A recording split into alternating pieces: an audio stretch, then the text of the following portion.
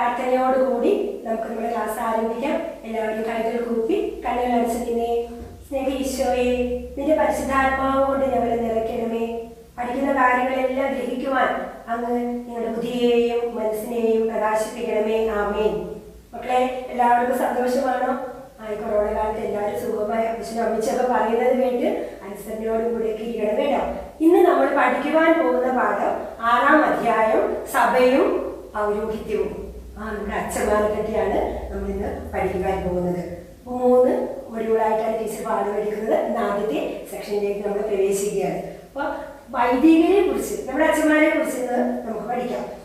അച്ഛന്മാരെ പറ്റിയൊക്കെ പറയുമ്പോൾ ടീച്ചറിന്റെ മനസ്സിലേക്ക് വരുന്നൊരു കൺസെപ്റ്റ്, അതായത് ഒരു ചിത്രം. അതായത് നമ്മുടെ ഇടവപ്പള്ളി, വികാരി അച്ഛൻ, നമ്മുടെ കൊച്ചച്ഛന്മാര് വെള്ള ഉടുപ്പൊക്കെ ഇട്ട് നടക്കുന്ന ആ ഒരു ചിത്രം, അതാണ് നമ്മുടെ മനസ്സിലേക്ക്. നിങ്ങൾക്കും അങ്ങനെ തന്നെയാണ് അല്ലേ മക്കളെ?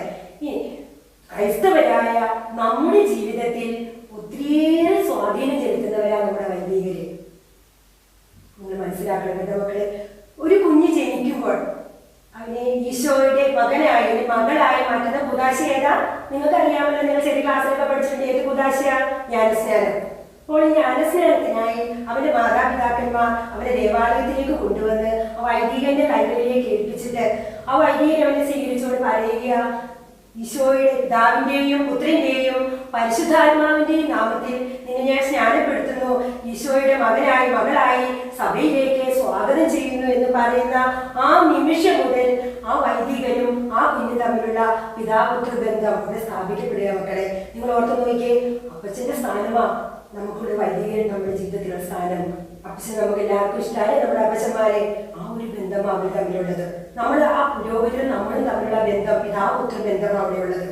നിങ്ങൾ മനസ്സിലാക്കണമെങ്കിൽ മക്കളെ, വൈദികർക്ക് നമ്മുടെ ജീവിതത്തിൽ ഒത്തിരിയേറെ സ്ഥാനമാണ് ഉള്ളത്. ഇനി ദൈവം നമ്മളെ സ്നേഹിക്കുന്നുണ്ടോ? മക്കൾ പറഞ്ഞ ദൈവം നമ്മളെ സ്നേഹിച്ചോ? നമ്മളെ സ്നേഹിച്ചായിരുന്നോ ദൈവം? തീരെ സ്നേഹിക്കുന്നുണ്ടല്ലേ? എങ്ങനെയാ സ്നേഹിച്ചത്? സ്വന്തം പുത്രനെ ബലിയായി നൽകിക്കൊണ്ട്. സ്നേഹത്തിന്റെ പാരമ്യം നോക്കിക്ക്. സ്വന്തം പുത്രനെ നമുക്ക് ബലിയായി നൽകി. യേശു ക്രിസ്തുവിന്റെ ഈ സമ്പൂർണ്ണ സമർപ്പണം ഇന്നും സഭയിലൂടെ അഭംഗുരം തുറന്നുകൊണ്ട് പോകുന്നത് ഈ പുരോഗതിയിലൂടെയാണ്. ശ്രദ്ധിച്ചിരിക്കണേ, ക്ലാസ്സിൽ നിങ്ങൾ മനസ്സിലാക്കണം. ഇന്നും ഈ പുരോഗതിയിലൂടെയാണ് ഈ യേശു ക്രിസ്തുവിന്റെ ആ സമർപ്പണം ഇന്നും നടന്നുകൊണ്ട് പോകുന്നത് പുരോഗതിയിലൂടെയാണ്. ഇനി നമ്മുടെ പുസ്തകമൊക്കെ എടുത്ത് ആറാപ്പാടിനൊന്ന് വായിക്കണം കേട്ടോ മക്കളെ. പുരോഗതിനെ പറ്റി എന്തുമാത്രം കാര്യങ്ങളാണ് പറയുന്നത്. ഒരു ആത്മാവില്ലാത്തത്ര നേതൃത്വം നൽകുന്നവൻ, നയിക്കുന്നവൻ, ദൈവോന്മുഖമായി ദൈവജനത്തെ നയിക്കുന്നവൻ, വിശദീകരിക്കുന്നവൻ, പാപങ്ങൾ പോക്കുവാൻ അധികാരമുള്ളവൻ. നോക്കിക്കേ, എന്തുമാത്രം കാര്യങ്ങളാണ് ഇതിനെ പറ്റി പറയുന്നത്. അപ്പോൾ നേതൃത്വം മുന്നിൽ നിന്നുകൊണ്ട് നേതൃത്വം നൽകുന്നവനാണ് ഒരു പുരോഹിതൻ. നോക്കിക്കേ, മുന്നിൽ നിന്ന് ഒരു യുദ്ധത്തിൽ മുന്നിൽ നിൽക്കുന്നത് ആരാ? ആ പടത്തലവൻ മുന്നിൽ നിന്നുകൊണ്ടാണ് സൈന്യത്തെ പുറകിലുള്ള സൈന്യത്തെ മുന്നിൽ നിന്നുകൊണ്ടാണ് പുറകിൽ പോയി നിന്നല്ല, മുന്നിൽ നിന്നാണ് നേതൃത്വം നൽകുന്നത്, സൈന്യത്തെ നയിക്കുന്നത്. ഇതുപോലെ മുന്നിൽ നിന്നുകൊണ്ട് ദൈവജനത്തിന് നേതൃത്വം നൽകുന്നവനാ ഒരു പുരോഹിതനെ. ചിലപ്പോൾ വാളിനിരയായേക്കാം, പടത്തലവന്റെ ജീവൻ നഷ്ടപ്പെട്ടേക്കാം, പക്ഷെ അതൊന്നും അവന് പ്രശ്നമല്ല. അതുപോലെ ആ പുരോഹിതൻ ദൈവജനത്തെ നയിക്കുക. ഏത് കുദാശയാ പുരോഹിതനായി അഭിഷേകം ചെയ്യുന്ന കുദാശ ഏതാ? തിരുപ്പട്ടം. നിങ്ങൾക്കറിയാം തിരുപ്പട്ടം എന്ന കുദാശ. മെത്രാന്റെ കൈവെപ്പ് ശുശ്രൂഷയിലൂടെ, തിരുപ്പട്ടം എന്ന കുദാശയിലൂടെ ഒരു വ്യക്തി വൈദികനായി മാറുമ്പോൾ അവൻ ദൈവവും മനുഷ്യനുമായ ഉള്ള ബന്ധത്തിന്റെ പാലംപണി അവൻ ആരംഭിച്ചു കഴിഞ്ഞു. പാലം പണിയുമ്പോൾ നമുക്കറിയാം, ഒരു ഓറോ പിള്ളേരും ഒന്നും ഉണ്ടാകാൻ പാടില്ലല്ലേ? എന്തെങ്കിലും പോരായ്മ ഭയങ്കര അപകടമാണ്. പക്ഷെ ഈ വൈദികൻ ആ പണിയാണ് ചെയ്തുകൊണ്ടിരിക്കുന്നത്. ദൈവജനത്തെ ചേർത്ത് നിർത്തിയ, ദൈവജനവുമായി ബന്ധിപ്പിച്ച് നിർത്തിയ, കോർത്തിണക്കി നിർത്തിയ, വിട്ടുപോകാതെ അകന്നു പോകാതെ ചേർത്ത് നിർത്തുക ചെയ്യുന്നത്. പ്രഭാതം മുതൽ പ്രദോഷം വരെ നിർമ്മലമായ ഒരു ബലി ദൈവത്തിന് അർപ്പിക്കുവാൻ ദൈവജനത്തെ ഒരുമിച്ച് കൂട്ടുക ആ പുരോഹിതൻ ചെയ്യുന്നത്. നിരന്തരമായി അർപ്പിക്കുക, ദൈവജനത്തെ കൊടുക്കുക. സ്വന്തം ജീവിതവും ദൈവജനത്തിന്റെ ജീവിതവും യേശു ക്രിസ്തു വഴി പിതാവായ ദൈവത്തിലേക്ക് സമർപ്പിക്കുക പുരോഹിതൻ നിരന്തരം. മക്കളെ, പഴയ നിയമത്തിലേക്ക് കടന്നു ചെല്ലുമ്പോൾ പഴയ നിയമത്തിൽ പുരോഹിത ഗോത്രം ഏതായിരുന്നു? നിങ്ങൾക്ക് പറയാൻ അറിയാമോ? ലേവി ഗോത്രം. അറിഞ്ഞിരിക്കണം കേട്ടോ. അവർ ചോദിച്ചാൽ നമ്മൾ പറയണം. ഇതൊക്കെ നിങ്ങൾ അറിഞ്ഞിരിക്കണം മക്കളെ. ലേവി ഗോത്രം, പുരോഹിത ഗോത്രം ഏതാ? ലേവി ഗോത്രം. അപ്പോൾ അവർക്കൊരു പ്രത്യേകത ഉണ്ടായിരുന്നു. എന്തായിരുന്നു അറിയാമോ? അവർക്ക് പ്രത്യേക അവരുടെ പുരുഷന്മാരെല്ലാം പുരോഹിതരായിരുന്നു. അവർക്ക് പ്രത്യേകമായ ഓഹരിയോ അവകാശമോ ഒന്നും തന്നെ ഉണ്ടായിരുന്നില്ല. ദൈവമായ കർത്താവായിരുന്നു അവരുടെ അവകാശവും ഓഹരിയും. വീണ്ടും പുതിയ നിയമത്തിലേക്ക് കടന്നു വരുമ്പോൾ പരിശുദ്ധ കുർബാനയാണ് മക്കളെ പൗരോഹിത്യ സമർപ്പണത്തിന്റെ കേന്ദ്രബിന്ദു. ജീവനും കേന്ദ്രവും വിശുദ്ധ കുർബാനയാണ്. യേശുക്രിസ്തുവിന്റെ ആ സമ്പൂർണ്ണ സമർപ്പണം.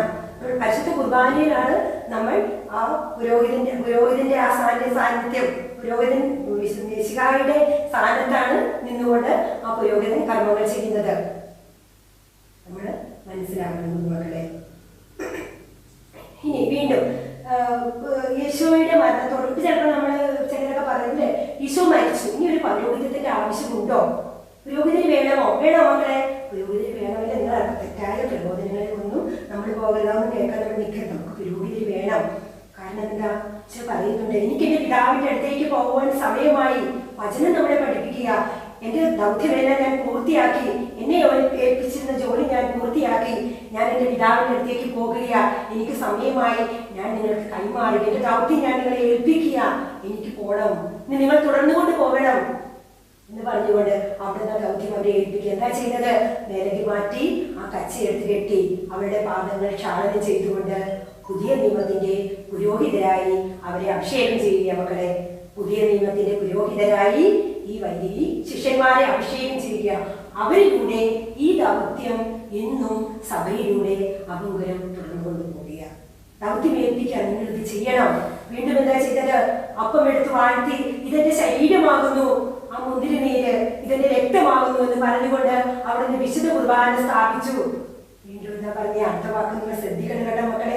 ലൂക്കായുടെ സുവിശേഷം 22-ാം അധ്യായം 19-ാം വാക്യം പറയുക, ഇത് നിങ്ങൾ എന്റെ ഓർമ്മയ്ക്കായി ചെയ്യുവിൻ. ശ്രദ്ധിക്കണം, ഇത് നിങ്ങൾ എന്റെ ഓർമ്മയ്ക്കായി ചെയ്യുവിൻ. നമുക്ക് പറയുവാൻ സാധിക്കണം, ഈശോ ഈ ദൗത്യം ഇവിടെ അവസാനിക്കുന്നതല്ല, ഇത് തുടർന്നുകൊണ്ട് പോവുക. എനിക്ക് നിങ്ങളുടെ ഇടയിൽ വന്നിനി വിസിബിളായി ഒന്നും ചെയ്യുവാനായി പ്രവർത്തിക്കാൻ സാധിക്കുകയും നിങ്ങളിലൂടെ നിങ്ങൾ ഏറ്റെടുക്കണം ഈ ദൗത്യം, നിങ്ങൾ പ്രഘോഷിക്കണം, നിങ്ങൾ ഈ ദൗത്യം ദൈവജനങ്ങളുടെ ഇടയിലേക്ക് എത്തിക്കണം, നിങ്ങൾ തുറന്നുകൊണ്ട് പോകണം. അവരെ ഏൽപ്പിച്ചു കൊടുക്കുകയാണ് ആ ദൗത്യം. ഹെബ്രായക്കാരുടെ എഴുതിയ ലേഖനം 5-ാം അധ്യായം 6-ാം വാക്യം പറയുക, മെൽക്കിസദേക്കിന്റെ ക്രമപ്രകാരം നീ നിത്യം പുരോഹിതനാ. നീ നിത്യം പുരോഹിതനാ മെൽക്കിസദേക്കിന്റെ ക്രമപ്രകാരം. ഹെബ്രായർ 5:6. മക്കളെ, ഞാനൊന്ന് ചോദിക്കട്ടെ, നിങ്ങൾക്ക് ഇന്ന് എല്ലാവർക്കും മൊബൈലൊക്കെ സ്വന്തമായിട്ടുണ്ട് ഇല്ലേ? എല്ലാവർക്കും ഇല്ലേ? ഇന്ന് നിങ്ങൾ ഈ ഓൺലൈൻ ക്ലാസ്സിലൊക്കെ പറഞ്ഞ് അപ്പച്ചനോട് പറഞ്ഞ് നിങ്ങൾ സ്വന്തമാക്കിയിട്ടുണ്ട്. നിങ്ങൾക്ക് ബൈബിളുണ്ടോ സ്വന്തമായിട്ട്? വചനം വേണം മക്കൾ. നിങ്ങൾ പറഞ്ഞു എന്തുമാത്രം പൈസയൊക്കെ വെറുതെ കളയുന്നേ. നിങ്ങൾ അപ്പച്ചനോട് പറഞ്ഞൊരു ബൈബിൾ നിങ്ങൾക്ക് പറയാൻ കഴിയുന്നത് എന്റെ സ്വന്തം ബൈബിളാ. ടീച്ചർ ഓരോ വചനങ്ങളൊക്കെ കേൾക്കുമ്പോൾ ടീച്ചർ പറയുമ്പോൾ ആ വചനമൊക്കെ എടുത്ത് വെച്ച് നോക്കണം. എന്നിട്ട് നിങ്ങൾ അതൊരു ഇതായിട്ട് നിങ്ങൾക്കത് കഴിയണം മക്കളെ. വചനം വാഴാം, നിങ്ങളുടെ ജീവിതത്തിൽ ഒത്തിരിയേറെ മാറ്റങ്ങളുണ്ടാകും. ഹെബ്രായർ 4:12 ഇരുതല വാളിനേക്കാൾ മൂർച്ചയായ വചനം, ആത്മാവിലെ സന്ധിബന്ധങ്ങളും മജ്ജയിലും മാംസത്തിലും തുളച്ചു കയറുന്ന മക്കളെ വചനം നമ്മുടെ ജീവിതത്തിൽ ഒത്തിരിയേറെ മാറ്റങ്ങൾ ഉണ്ടാക്കുവാൻ വചനത്തിന് കഴിയും. നിങ്ങൾ ഈ മൊബൈൽ പോലെ തന്നെ അതിനേക്കാളും നിങ്ങൾക്ക് വചനം, എനിക്കൊരു ബൈബിളുണ്ട് സ്വന്തമായിട്ട് പറയുവാൻ നമുക്ക് കഴിയണം. വീണ്ടും നമ്മളെ വചനം നമ്മളോട് ബോധ്യപ്പെടുത്തുക, പുരോഹിതൻ അധരത്തിൽ ജ്ഞാനം സൂക്ഷിക്കണം. ജനങ്ങൾ അവരുടെ അടുക്കൽ ചെന്ന് അവരെ തേടി, അവരുടെ പ്രബോധനം തേടുവാൻ അവരുടെ അടുക്കൽ എത്തണം. ഒരു വാക്ക് പറയുന്നത് എന്തെന്നാൽ അവൻ സൈന്യങ്ങളുടെ കർത്താവായ ദൈവത്തിന്റെ ദൂതനാണ്. സൈന്യങ്ങളുടെ കർത്താവായ ദൈവത്തിന്റെ ദൂതനാണ് ഒരു പുരോഹിതൻ. മലാക്കി പ്രവാചകന്റെ പുസ്തകം 2-ാം അധ്യായം 7-ാം വാക്യം. മനസ്സിലാക്കണം മക്കളെ. എന്റെ ചെറുപ്പത്തിൽ എന്റെ അമ്മയെ എന്നോട് പറയും, ശുമിശിലായുടെ സ്ഥാനക്കാരനാ വൈദികരൊന്നും പറയരുത് കേട്ടോ, കുറ്റൊന്നും പറയല്ലേ, ശുമിശിലായുടെ സ്ഥാനക്കാരനാ. പക്ഷെ അന്ന് ടീച്ചർക്കൊന്നും അത് ബോധ്യമായില്ല. കാരണം ശുമിശിലായുടെ സ്ഥാനക്കാരൻ അതെങ്ങനെയാ, ഈശോയാണോ? അങ്ങനെയൊക്കെ ഒരു ചോദ്യങ്ങളൊക്കെ നമ്മളുടെ മനസ്സിൽ കുഞ്ഞുങ്ങളായ ഒരു അവസ്ഥയിൽ. പക്ഷെ ഇന്ന് ടീച്ചർക്ക് മനസ്സിലാക്കണം. നിങ്ങൾ മനസ്സിലാക്കണം എന്റെ കുഞ്ഞു മക്കളെ, ഒരു പുരോഹിതൻ ആ തിരുവസ്ത്രങ്ങൾ അണിഞ്ഞുകൊണ്ട് ബലിവേദിയെ സമീപിക്കുമ്പോൾ, ബലിവേദിയിൽ സന്നിഹിതനാകുമ്പോൾ അവിടെ ആരാ സന്നിഹിതനാകുന്ന? ഈശോ മിശിഹാ, നിത്യ പുരോഹിതനായ ഈശോയാണ് ആ ബലിവേദിയിൽ അടയുന്നത്.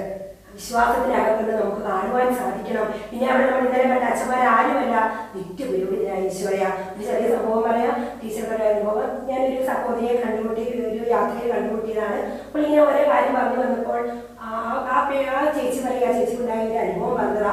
അപ്പോൾ വൈദികരെ പറ്റി പറയുമ്പോൾ ടീച്ചർ പറയുകയാണ്, ആ ചേച്ചി എന്ന് പറയുന്നത് വൈദികരെ നിത്യം കളിയാക്കുമായിരുന്നു. ഇതുവരെയൊന്നും ഒരു പ്രാധാന്യം കൊടുത്തിരുന്നില്ല. ഉപസാരം ഇതൊക്കെ വെറും ഒരു ജീവിതത്തിന്റെ ഒരു ചടങ്ങ് പോലെ, ചടങ്ങ് നാമമാത്ര ചടങ്ങുകൾ അതുപോലെ കണ്ടിരുന്നു. ഒത്തിരി കളിയാവും. അച്ഛനെ കണ്ടില്ലേ, ഈ അച്ഛനെ കണ്ടില്ലേ, അച്ഛന്മാരെയാണ് മെയിനായിട്ട് പരിഹസിച്ചിരുന്നത്. എന്തെങ്കിലുമൊക്കെ ഒരു കോമഡി പേരുകൾ, നിക്നെയിമുകൾ, അതുപോലെ പേരുകളൊക്കെ ഇട്ട് അവരിങ്ങനെ കളിയാക്കിയിരുന്നു. അപ്പോൾ ആ സഹോദരി പറയാം, ധ്യാനത്തിലൊന്നുമല്ല, സാധാ ഒരു ദിവ്യബലി സംബന്ധിച്ചുകൊണ്ടിരുന്ന സമയത്ത് ആ സഹോദരി ആ അച്ഛൻ കൈ വിരിച്ചുകൊണ്ടേ, അപ്പൊ രോഗിതൻ കൈകൾ വിരിച്ചു പിടിച്ചുകൊണ്ട് ദൈവജനത്തിന് വേണ്ടി പ്രാർത്ഥിക്കുന്ന ഒരു സമയമുണ്ട്. മക്കളൊക്കെ അറിയാലോ. അങ്ങനെ ദൈവജനത്തിന് വേണ്ടി പ്രാർത്ഥിക്കുന്ന ആ സമയത്ത് അച്ഛൻ്റെ കൈവഴി എന്തോ ഒരു റെഡ് കളർ പോലെ വന്ന് ഇങ്ങനെ ഒരു പ്രകാശം പോലെ ആ ചേച്ചി മുമ്പിലെ നിൽക്കുള്ളൂ പ്രകാരം. അപ്പൊ ഇങ്ങനെ നിൽക്കുന്ന അവസരത്തിൽ ഇങ്ങനെ വന്ന് പതിച്ചെന്നാ പറയുന്നത്. എന്നിട്ട് ഒത്തിരിയേറെ കരഞ്ഞു, കണ്ണുനീർ ധാരാളമായി ഒത്തിരി കരഞ്ഞു, ഉച്ചത്തിൽ കരഞ്ഞു. ആരും കേട്ടു, എല്ലാവരും നോക്കണുണ്ടായിരിക്കാം. പക്ഷെ ആ സഹോദരി അതൊന്നും ശ്രദ്ധിച്ചില്ലെന്നാ പറഞ്ഞത്. അവിടെ ആ അച്ഛനാണോ അവിടെ നിന്നതാണ് നിത്യപുരോഹിതനായ ഈശോയായിരുന്നു മക്കളെ അവിടെ സന്നിഹിതനായിരുന്നത്. എന്നിട്ട് ആ ചേച്ചി പറയാമോ ചേച്ചിയുടെ ജീവിതത്തിലുണ്ടായ മാറ്റം അനുഭവം പറയുക. അന്നൊരു തീരുമാനമെടുത്തു, ഇനി ഒരിക്കലും ദിവ്യബലിയെ പരിഹസിക്കില്ല, അച്ഛന്മാരെ കളിയാക്കില്ല. നല്ലൊരു കുമ്പസാരം കഴിച്ചു. ഇന്നും ആ ചേച്ചി പറയും, എനിക്ക് ദിവ്യബലി ഒരു അനുഭവമാണ്. നമുക്കും ഇതുപോലെ ആകി മാറുവാൻ കഴിയണം മക്കളെ. ഒരിക്കലും വൈദികരെ നമ്മൾ സാധാ ആളുകളായി ഒത്തിരി കുറഞ്ഞവരായിട്ടൊന്നും കാണരുത് കേട്ടോ. അവർക്ക് വലിയ പ്രാധാന്യമാണ് നമ്മുടെ ജീവിതത്തിൽ ഉള്ളത്. വീണ്ടും കുമ്പസാരിക്കുക. ചെറുപ്പത്തിലൊക്കെ നമ്മൾ കുമ്പസാരിക്കുമ്പോൾ ഞാനും ഒക്കെ പറഞ്ഞിട്ടുള്ള ആ അച്ഛൻ്റെ അടുത്ത് ഞാൻ കുമ്പസാരിക്കാൻ പോകില്ല, ഈ അച്ഛൻ്റെ അടുത്ത് പോകില്ല. അച്ഛൻ എന്നെ അറിയാം, എൻ്റെ പാവങ്ങളെ ഞാനിങ്ങനെ പറയും. പക്ഷെ നമ്മൾ ഈശോയെ പാവം ഏറ്റു പറയുന്നത് ആ ഒരു വൈദികരോടാണോ മക്കളെ? അല്ല, ഈശോയോടാണ് നമ്മൾ നമ്മുടെ പാപങ്ങൾ ഏറ്റു പറയുന്നത്. കുംസാരക്കൂട്ടിൽ ആ വൈദികർ ആ സ്ട്രോളെല്ലാം അടഞ്ഞുകൊണ്ട് കുംസാരക്കൂട്ടിൽ സന്നിഹിതനാകുമ്പോൾ നിത്യപുരോഹിതനായ ഈശോയുടെ ഒരു സാന്നിധ്യം അവിടെ കാണുവാൻ കഴിയേണ്ടത്. അതുപോലെ തന്നെ ഒരു കൂട്ടുകാരി എന്നോട് പറഞ്ഞത്, അവിടെ ഒരു ധ്യാനത്തിന് പോയി തിരിച്ചു വന്നപ്പോൾ അവിടെ അനുഗ്രാമ ശുശ്രൂഷയുടെ ക്ലാസ്സുകളൊക്കെ കേട്ടു. അതിനുശേഷം കുംസാരിക്കാനായി കുംസാരക്കൂട്ടിലേക്ക് ചെന്നപ്പോൾ ആ സഹോദരിയോട് എൻ്റെ ജീവിതത്തിൽ ഇന്നുവരെ ഉണ്ടാകാത്തൊരനുഭവം ആ സഹോദരി പറയുക, ഈശോയെയാണ് ഞാൻ ആ കുംസാരക്കൂട്ടിൽ കണ്ടത്, ഒരു വൈദികനെ ആയിരുന്നില്ല കണ്ടത്. ശരിക്കും ഈശോയെ കണ്ടുകൊണ്ടാണ് ഞാൻ കുംസാരിച്ചത്. കാലിൽ കെട്ടിപ്പിടിച്ചു പാപിനിയായ സ്ത്രീ കരഞ്ഞ് തലമുടി കൊണ്ട് തുളച്ചതുപോലെ എൻ്റെ പാപങ്ങൾ ഞാൻ ഉച്ചത്തിൽ ഏറ്റു പറഞ്ഞു എന്നാണ് പറയുന്നത്. കാരണം പരിസരം പോലും മറന്നുകൊണ്ട് ഈശോയെ കണ്ടുകൊണ്ട് ആ സഹോദരി പാപങ്ങൾ ഏറ്റു പറഞ്ഞു എന്നാണ് പറയുന്നത്. നോക്കിക്കേ, ഈശോ സാധാരണ കുറഞ്ഞ ആളുകളാണോ വൈദികർ? നമുക്ക് അവരുടെ നമ്മൾ എന്തെങ്കിലും പ്രാധാന്യം നമുക്ക് കൊടുക്കുന്നുണ്ട് അവരുടെ ജീവിതത്തിൽ? മക്കളെ നിങ്ങൾ ചിന്തിക്കണം. നമ്മളവരെ കുറ്റം പറയോ കുറവ് പറയോ ഒന്നും ചെയ്യരുത് മക്കളെ. കാരണം എന്താ? ഈശോ മിശിഹായുടെ സ്ഥാനക്കാരാണ് അവിടെ. ആ കൂടെ കത്തോലിക്ക സഭയിൽ 5 ലക്ഷത്തോളം വരുന്ന വൈദികർ ഏതെങ്കിലും 1-2 പേർക്ക് കൃപയുടെ അഭാവത്തിൽ എന്തെങ്കിലുമൊക്കെ കുറവുകളുണ്ടായാൽ നമ്മളതിനെ ബൂസ്റ്റ് ചെയ്ത് നമ്മൾ വീട്ടിലൊക്കെ ചർച്ചാ വിഷയമാക്കി എടുത്ത് അതിൻ്റെ കൂടെ നിൽക്കാതെ എൻ്റെ കുഞ്ഞു മക്കളെ നമ്മളാണ് അതിനെ കുറിച്ച്. കാരണം എന്താ? അവർ താങ്ങി നിർത്തേണ്ടത്. അവർക്ക് കൃപയ്ക്ക് പോരായ്മ വന്നിട്ടുണ്ടെങ്കിൽ നമ്മുടെ പ്രാർത്ഥനയുടെ അഭാവമാണ്, നമ്മുടെ പ്രാർത്ഥനയുടെ പോരായ്മയാണ് അവർക്ക് അതിന് സംഭവിക്കുന്നത്. അവരെ താങ്ങി നിർത്തണം, ചേർത്ത് നിർത്തണം. അവർക്ക് വേണ്ടി നമ്മൾ പ്രാർത്ഥിക്കണം. ഇതാണ് നമ്മൾ ചെയ്യേണ്ടത്. ഒരിക്കലും അവ അപ്പച്ചനോട് അമ്മച്ചോടൊക്കെ പറയണം, അവർക്ക് വേണ്ടി നമ്മൾ പ്രാർത്ഥിക്കണം. കാരണം എന്താ? അവർ ഈശോയുടെ സ്ഥാനക്കാരാ, നമുക്ക് നേതൃത്വം നൽകുന്നവരാ, നമ്മളെ നയിക്കുന്നവരാ. നമ്മളെ നയിക്കുവാൻ, നമ്മളെ താങ്ങി നിർത്തുവാൻ അവർക്ക് ശക്തി വേണമെങ്കിൽ ആരുടെ പ്രാർത്ഥന ആവശ്യം? നമ്മുടെ പ്രാർത്ഥന ആവശ്യം. നമ്മൾ മാത്രമുള്ള മക്കളെ അവർക്ക് വേണ്ടി പ്രാർത്ഥിക്കുവാൻ, അവരെ നമുക്ക് വേണ്ടി നയിക്കുവാനുള്ള ശക്തിക്ക് വേണ്ടി നമ്മൾ പ്രാർത്ഥിക്കണം. പ്രഭാഷകന്റെ പുസ്തകം 7-29 വാക്യം പറയുന്നുണ്ട്. എന്താ പറയുന്നത്? നിന്റെ കർത്താവിനെ നീ ഭയപ്പെടുവിൻ, അവന്റെ പുരോഹിതരെ നീ ബഹുമാനിക്കുവിൻ. സ്നേഹിക്കണം, ബഹുമാനിക്കണം. നമുക്ക് ഇന്നത്തെ ക്ലാസ് അവസാനിപ്പിക്കാം. നിങ്ങളൊന്ന് ഓർത്തേക്കണം. ചിത്ര ആക്ടിവിറ്റി ആയിട്ടൊന്നുമല്ല തരാൻ ആഗ്രഹിക്കുന്നത്. നിങ്ങളുടെ കൊന്ത ചെയ്യുന്ന പ്രാർത്ഥനയുടെ സമയത്ത് അമ്മച്ചോടൊക്കെ പറഞ്ഞു ആ വൈദികർക്ക് വേണ്ടി ഒരു രഹസ്യം അവർക്ക് വേണ്ടി നിങ്ങൾ ചെല്ലണം കേട്ടോ മക്കളെ. അടുത്ത ക്ലാസ്സിൽ ചോദിക്കും, നിങ്ങൾ ചെയ്യണം, എല്ലാവരും ചെയ്യണം. അവർക്ക് വേണ്ടി പ്രാർത്ഥിക്കണം. നമ്മൾ അവരെ ചേർത്ത് നിർത്തണം. നമ്മൾ മാത്രമേ അവർക്കുള്ളൂ. അത് നിങ്ങൾ ഓർത്തേക്കണം. ഇനി ഇന്നത്തെ ക്ലാസ് നമുക്ക് അവസാനിപ്പിക്കാം. അടുത്ത ക്ലാസ്സിൽ ടീച്ചർ അടുത്ത ഭാഗം എടുക്കുന്നതായിരിക്കും. എല്ലാവരും കൈകൾ കൂപ്പി കണ്ണുകൾ അടച്ചു നിന്നേ. ഈശോയെ, ഞങ്ങൾക്ക് നീ തന്ന ഈ വലിയ നിമിഷത്തെ ഓർത്ത് നന്ദി പറയുന്നു. എൻ്റെ കർത്താവേ, ദാസരായ വൈദികരെ സംരക്ഷിക്കണമേ. അവരെ പറ്റി ഞങ്ങൾ ഇപ്പോൾ ഒത്തിരിയേറെ കാര്യങ്ങൾ കേട്ടത് ഈശോയെ, അവർക്ക് വേണ്ടി ഞങ്ങൾ പ്രാർത്ഥിക്കുകയാണ്. എൻ്റെ പോലെ തമ്പുരാനെ, ഞങ്ങൾ ഓരോ മക്കളെയും സമർപ്പിക്കുന്നു, ഞങ്ങളുടെ അവസ്ഥകളെ സമർപ്പിക്കുന്നു. അവിടെ ഞങ്ങളോടൊപ്പം ഉണ്ടായിരിക്കണമേ. അവിടുത്തെ തിരുരക്തത്തിന്റെ സംരക്ഷണം ഞങ്ങൾക്ക് നൽകണമേ. അമ്മ മാതാവേ, ഞങ്ങൾക്ക് നീ മധ്യസ്ഥയായിരിക്കണമേ. പിതാവിൻ്റെയും പുത്രൻ്റെയും പരിശുദ്ധാത്മാവിൻ്റെയും നാമത്തിൽ ആമേൻ.